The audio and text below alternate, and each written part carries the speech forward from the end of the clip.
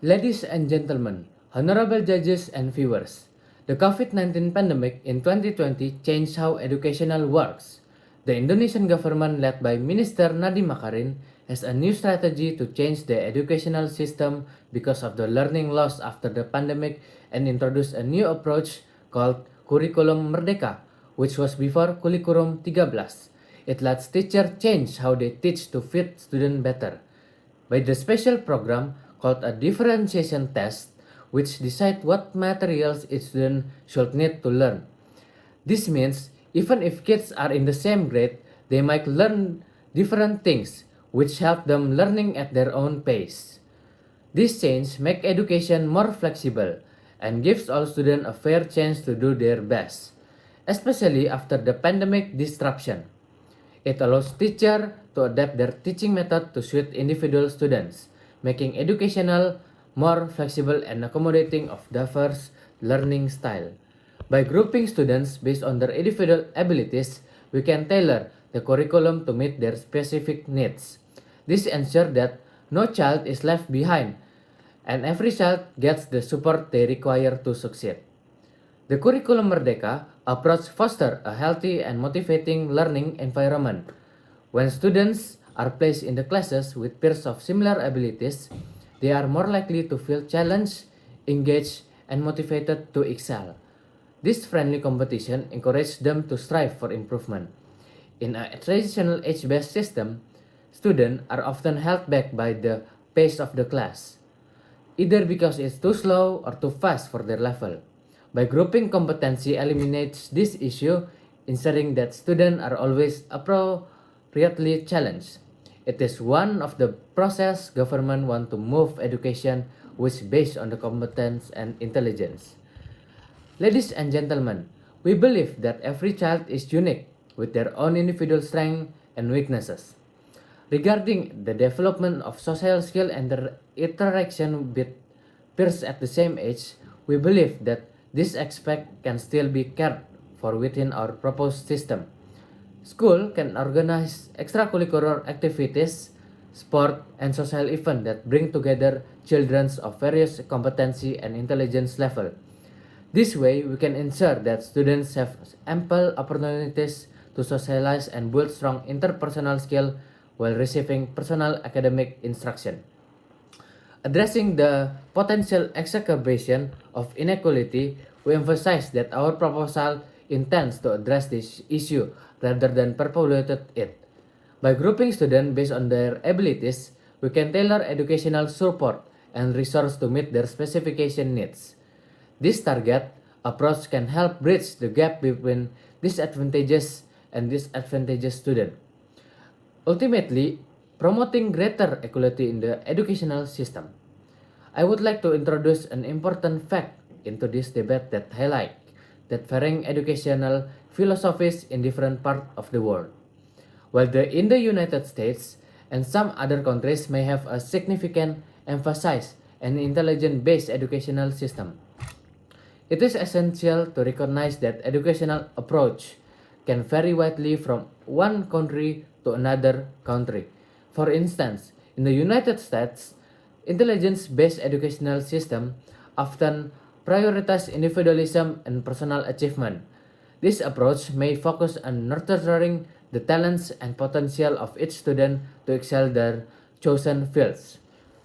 In contrast, countries like Indonesia and many other, they have unique educational philosophies deeply rooted into their cultural and society context. In Indonesia, for example, the educational system places value not only in intelligent people, but also in community or collectivism. The Indonesia education system emphasizes cooperation, social skills, and group dynamic alongside academic achievement. This cultural context shapes their approach to education, focusing on holistic development that extend beyond individual intelligence. We must acknowledge that our personnel is not intended to impose a one-size-fits-all model of education on every country. Instead, it advocates for flexibility and adaptability within each nation educational system. The aim is to foster educational environment that align with the value and needs of individual societies, while ensuring that every child receive an education that maximize their potential. This house recognizes the numbers of advantage of implementing differentiated instruction within the Curriculum Merdeka educational framework.